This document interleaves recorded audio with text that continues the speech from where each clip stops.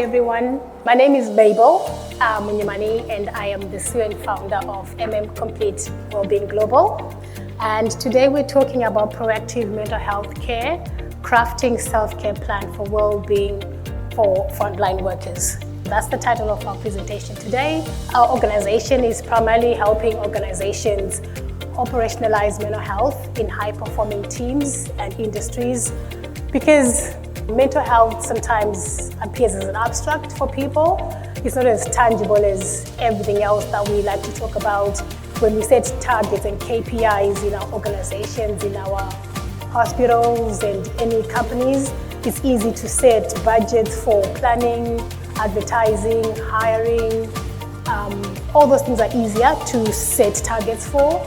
But when you want to make sure that our workers, our workforce, have enough support regarding the mental health, it's very abstract. So I think that can be confusing for many companies, especially with the recent legislation that the government has made it a legal obligation for all organizations, all companies, that it's a legal obligation for companies to be responsible for the mental health of their workforce. So what our organization is helping operationalize, so make it tangible. We've set tools and frameworks and strategies to actually make it look doable, so make it practical for organizations to make sure that their workforce is supported throughout the time they're working for them. So today, we're talking about self-care and what does self-care mean to people. So I know it's a presentation, but I'd like you to make this as interactive as possible, okay? So I know self-care for me, some time ago, it was just about getting the nails done, going out with my girls, for a retreat, for, a pamper. But then when we talk about self-care, especially in healthcare and all the other industries, it's much more deeper than that. And because of the demand of high performance, we all have to do our jobs. We've got targets for patients to look after. We've got our registrations as nurses, as practitioners to look after. So we've got standards that we need to maintain, but at the same time, it should not be at the expense of our well-being. That's what we really believe at our company. So today we'll explore how to create a workplace that prioritizes both success and mental health well-being for the workforce. So some stats, right? Current workplace mental health landscape. About 68.8% of Australian leaders are burnt out. This is the stats that came out late 2024. 1 in 6, that's about 14%, experience mental health problems in the workplace. Mental health issues cost businesses billions annually, and 12 billion equates to working days are lost every year to depression and anxiety. High rates are stress, fatigue, disengagement in frontline industries. So the key message here is ignoring mental health in high-pressure industries leads to burnout, high turnover, and decreased productivity. So what's the cost of inaction? Because sometimes they're like, oh, it's too much work. How do we really help staff? I mean, we've got patient care. We have to look after the patients. We've got targets, we've got goals, right? So is it really worth it, right? So the cost of inaction, right? High turnovers. So 25% of paramedics they've expressed likelihood of leaving their jobs because of exposure to high stress levels, burnout, and exposure to violence. 50% of nurses quit within 2 years because of the lack of work-life balance, bullying, staff shortages, and opportunities for growth. I understand this one because the cost of inaction for me was I had to leave the whole mental health workforce altogether because I was working and struggling. So I'm one of the stats that fall under the nurses because I had to balance work-life balance. When I went into the workforce, I was 18, 19, so I was single. I could maintain the high pressure and the work-life balance of the work. Then my life evolved, as every woman does. My life evolved, I got married, and then I wanted to grow my family, right? And that's when the boat starts being rocked a bit, because now I have young kids, right? So when I had my first son and my second son, they were 4 and 2, I think. And then we tried for the third one, and that's when things started going wrong. I was struggling with having the kids. I was struggling with the shift at work, right? And then I was also struggling with balancing my work, the pressures of work at the shift work. So I tried everything. In nursing, if you're familiar with, there's the 7 to 2, the early shift. There's the 1 to 9, the late shift. And there's the night shift, the 9 p.m. till 7 a.m. And then they also created another twilight, which is a 6 p.m. to 2 a.m. I did them all because I was trying to make it work with my kids, right? And then on top of that, I decided to homeschool my boys. So try being a nurse, homeschool the boys, and do the work at the same time. So what resulted in that is I got burnt out. And what burnt out looks like, it looks like different things to different people. For me, it manifested as I didn't pay attention to what it was causing my body. The body, if you take anything from today's conversation, your body keeps score of everything you're going through, any stress you're going through, anything you're going through, your body will keep the score. I experienced 2 miscarriages, one at 12 weeks and one even earlier, I think about maybe 4 to 6 weeks. I had to stop work for a bit. 2 weeks after the miscarriage, they called me back into work. They said, Mabel, you need to come back to work. I was nowhere ready for work. My body was still doing its thing. If anyone knows what miscarriage looks like or if supported someone. Mentally, I was nowhere fit to look after other people, other patients. But because I had to do my work, I needed the job, I went back to work, but I was not ready. And that means resulted in, I think a couple of weeks later, I miscarried again 4-6 weeks later. What I'm saying is with this story is my body kept score. I was exhausted, I was tired, and an exhaustion that you can't get over when you sleep. You sleep, you rest, and you get up, wake up, and you're still exhausted. So that's the fatigue that comes out with burnout. So this is what I'm talking, that's my experience of burnout.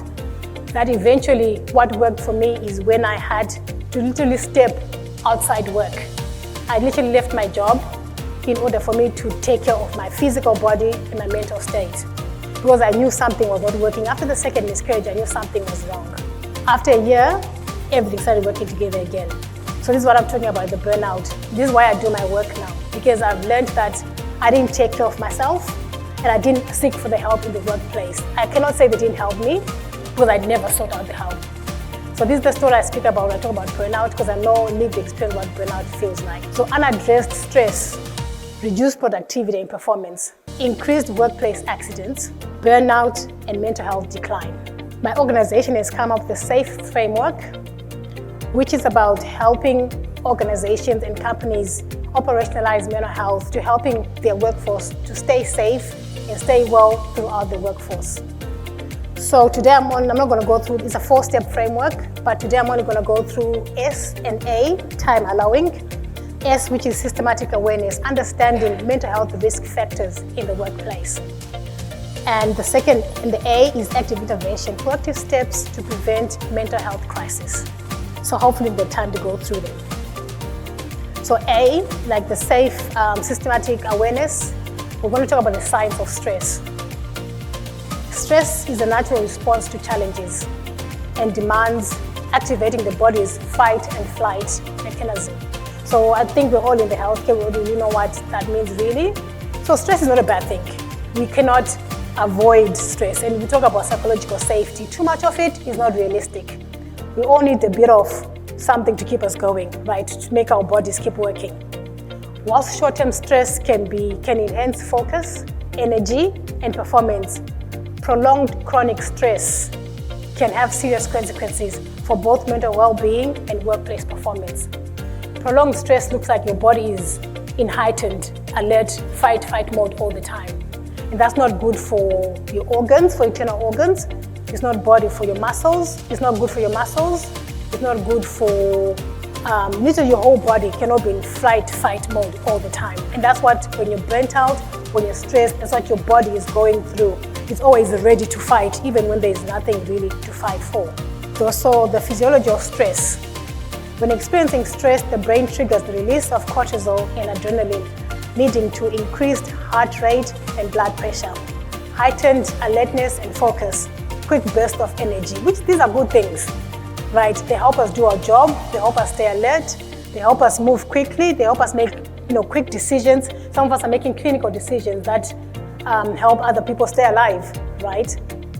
But however, if stress again persists, the body remains in this heightened state mode, it leads to detrimental effects of health and productivity. And this is what we do not want. And then the mental and emotional toll, right, of stress. Chronic stress significantly impacts mental health, well-being, leading to cognitive impairment. That's reduced the ability to concentrate, make decisions, and retain information. Emotional exhaustion, increased feelings of frustration, anxiety, emotional instability. Burnout, a state of mental and physical exhaustion, often leading to disengagement and absenteeism. And sometimes we feel these on a bad day. I mean, maybe on the ward it's been a very hectic day, maybe we got short staff that day. You know, on a day-to-day, this is normal, right? I don't want you to confuse, we're having a stressful day and a busy day. This is normal. But imagine living like this consistently, conservatively over a long period of time, maybe over 6 months, year, 2 years, 3 years. Imagine what you're doing to your body. That's what I want you to try to imagine. So we're going to move to awareness. The impact on workplace performance. Unchecked stress directly affects productivity, teamwork, and safety. It reduces the efficiency, difficulty in problem solving, and decision making. So again, like some of us, we are making decisions that helping other people stay alive. So you cannot afford to be making wrong decisions or slow decisions. I used to work in the A&E, right? I couldn't afford to be sluggish. I had to be alert all the time. I used to work in the ICU, that's intensive care. I couldn't afford to be sluggish and to be slow. I have to be alert all the time. I used also to work in the child and adolescent where the new babies are just being born, right? I need to make sure the medicine I'm giving those little babies is very accurate. So I cannot afford to be sluggish. I cannot afford to be tired. I cannot afford to make any errors because it's life and death to the patients I'm looking after. That's the reduced efficiency where workplaces cannot afford to have that. And then high absenteeism and turnover. So you start seeing your workforce, counseling work over a consistent period of time, they're off sick all the time, then that's something to pay attention to. And then the turnovers, we spoke about the high turnovers, right? Stress contributes to burnout, leading to high attrition rates. So especially in the healthcare, our turnovers are very, very quick. We're losing a lot of staff, and that's because of the stress. And increased workplace accidents. Like I told you, some of us cannot afford to make mistakes. Fatigue and impaired focus heightens the risk of mistakes and injuries. So we go back to the SAFE framework. So we're going to go to the active intervention. So what can you do for yourself? Because it's okay to say, it's the organization's job, it's your manager's job, it's the leader's job to make you stay safe, but they're not your parent at the workplace. Today I want us to take ownership of our well-being in the workplace. Yes, our leaders are still responsible. Yes, the whole hospital and company are still responsible. But today I want to empower us to take care of ourselves because your body takes score. And nobody else knows what you're going through unless you express it, unless you pay attention, you let somebody know if you're struggling, right? That's the things you're going to have to talk about in this framework. The key message is the structured approach to mental health embedded in leadership, operation, and company culture. So what can you do for yourself? So before we go there, we're going to talk about the common stresses of frontline workers. Because for you to be able to identify things starting to go wrong for yourself, you need to know what are the possible dangers, what we like to call psychological safety hazards. So high workload and time pressure. So for a typical mental health nurse, that looks like me not having enough staff with me on the shift. So maybe where we're supposed to have 1 in 4 patients, I end up having 1 in 6 to 8 patients. So that's too much pressure on me, right?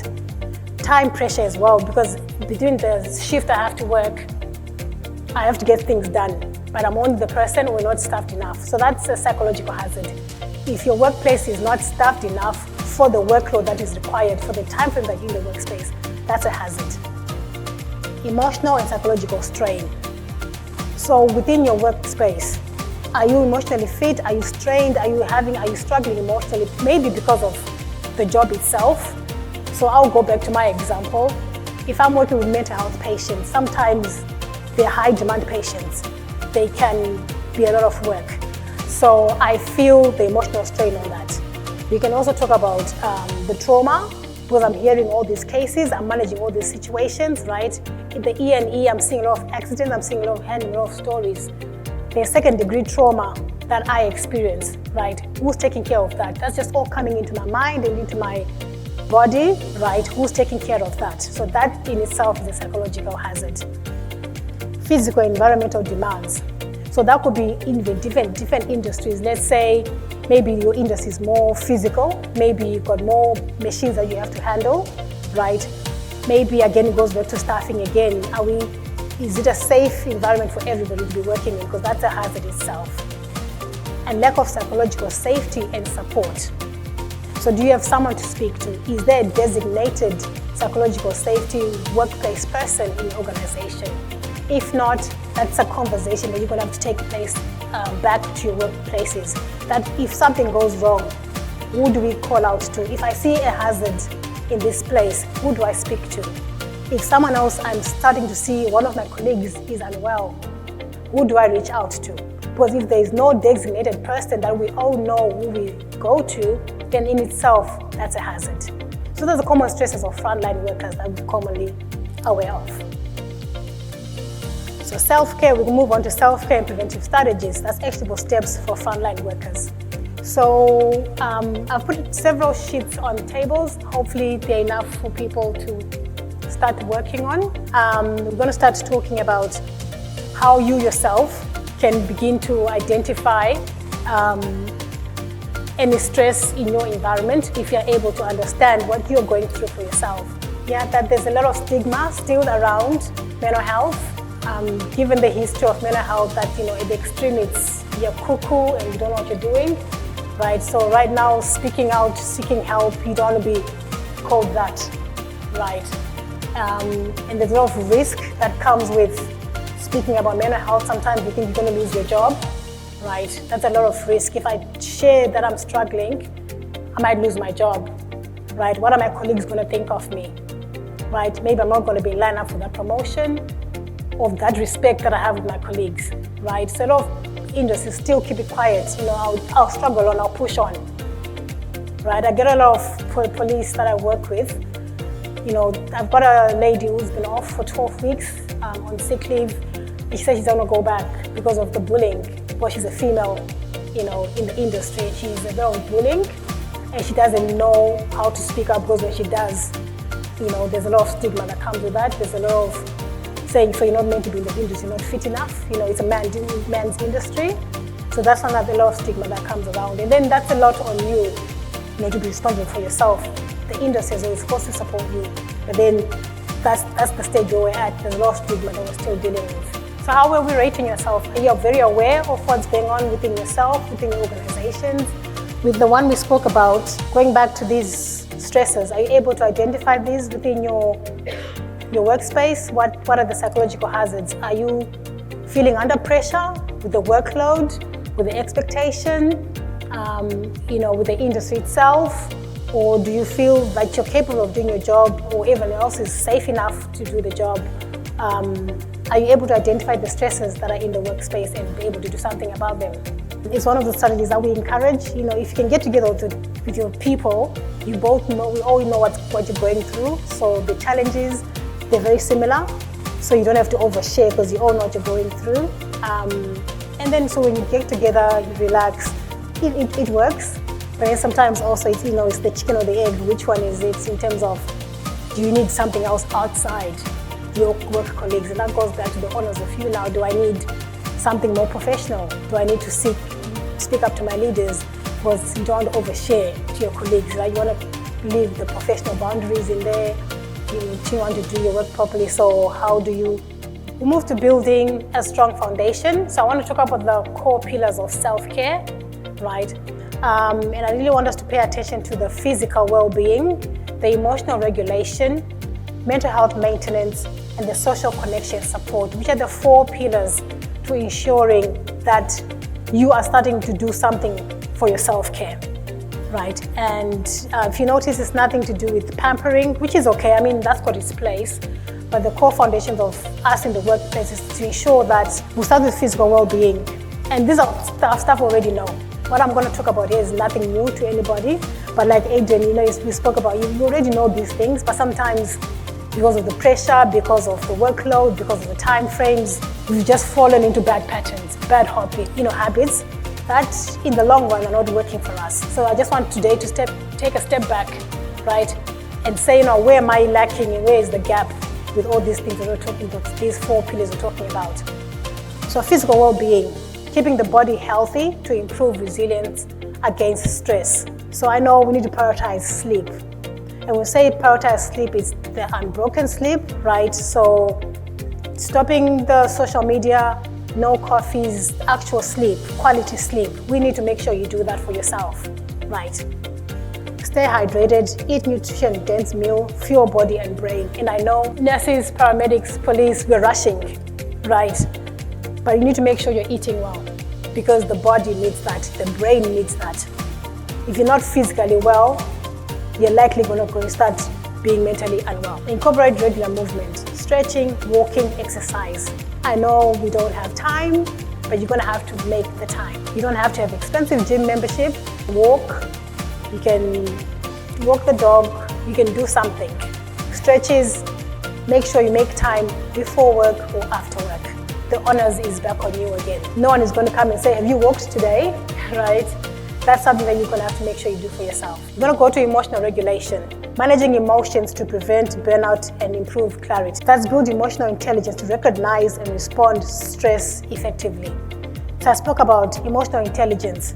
You're going to have to pay attention to your body and the things around you. What's stressing me?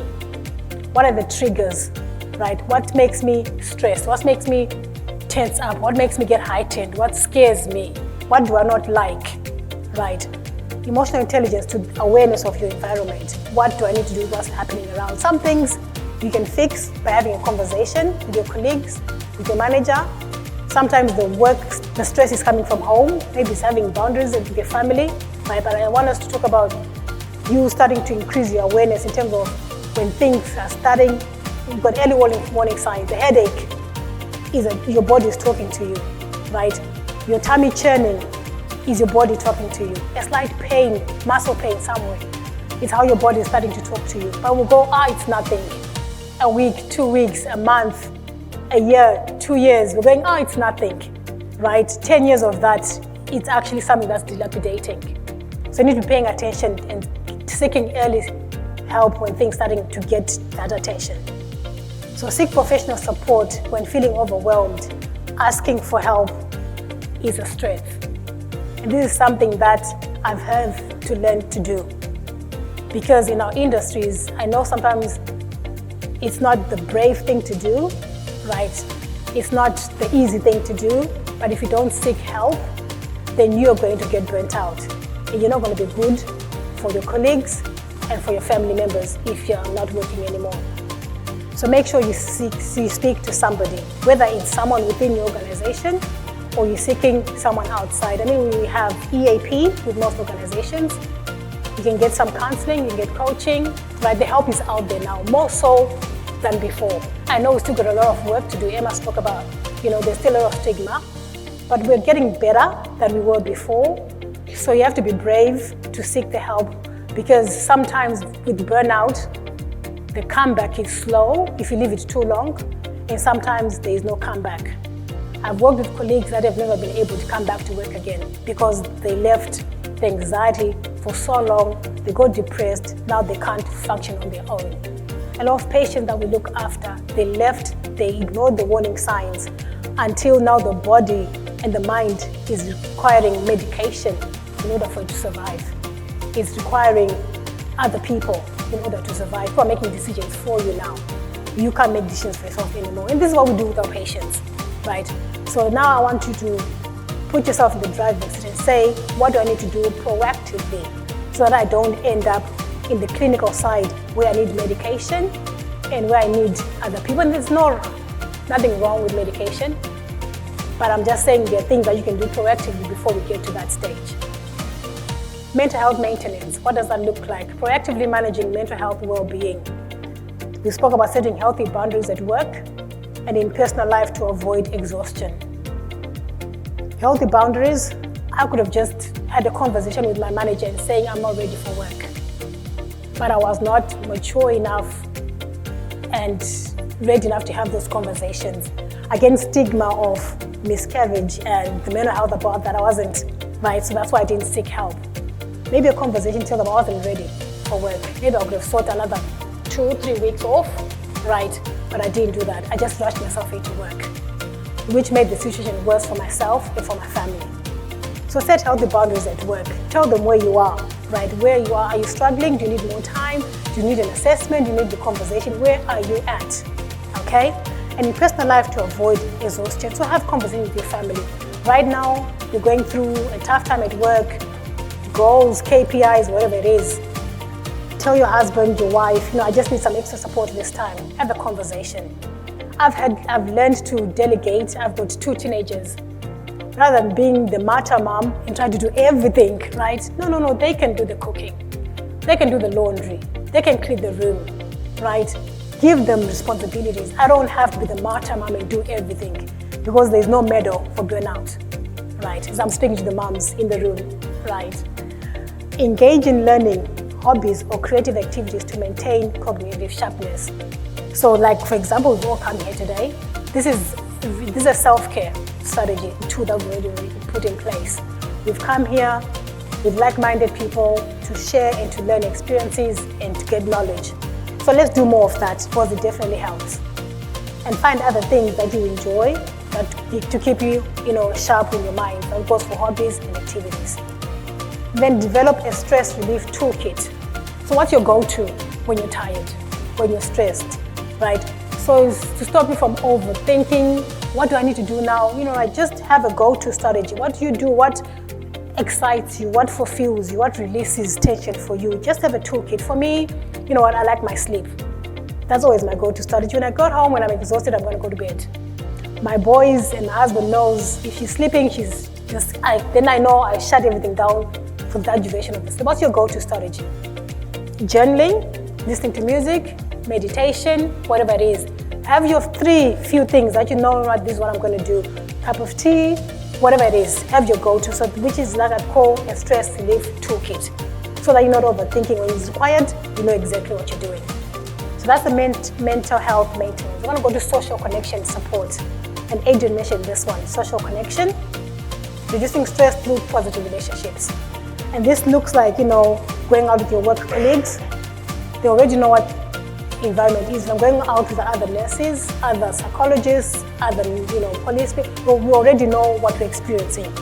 So we've got a common ground. So that could be an easy way to reduce stress. Then participate in peer support groups to share challenges and solutions.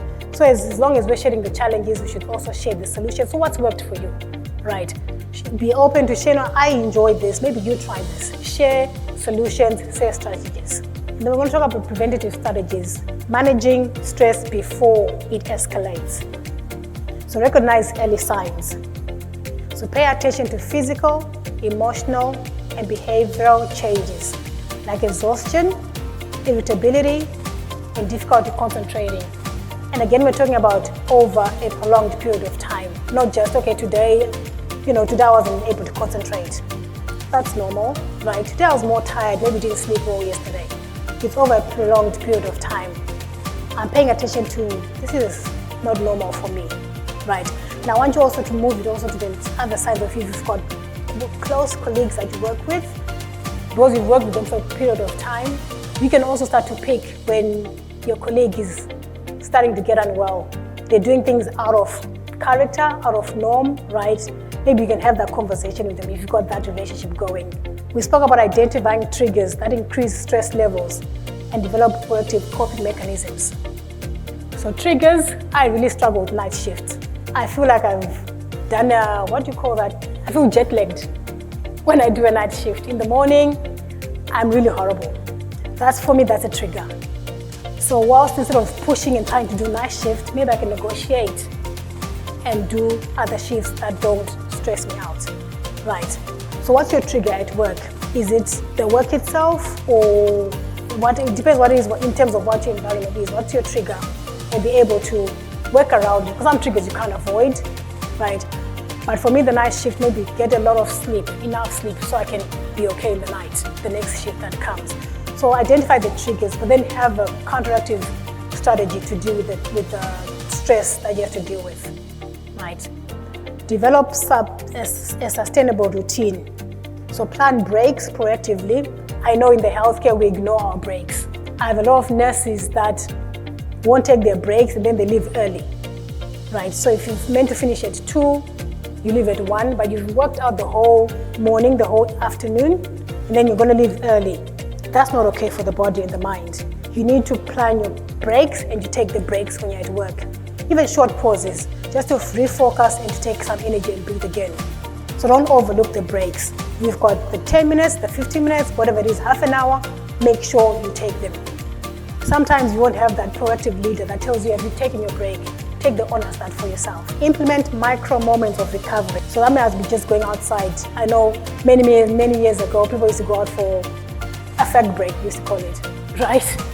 So you have some sort of break, go outside for fresh air, right? Because sometimes being in the environment, it gets too much for you. So maybe just take a break outside, take a walk, whatever it is that's required.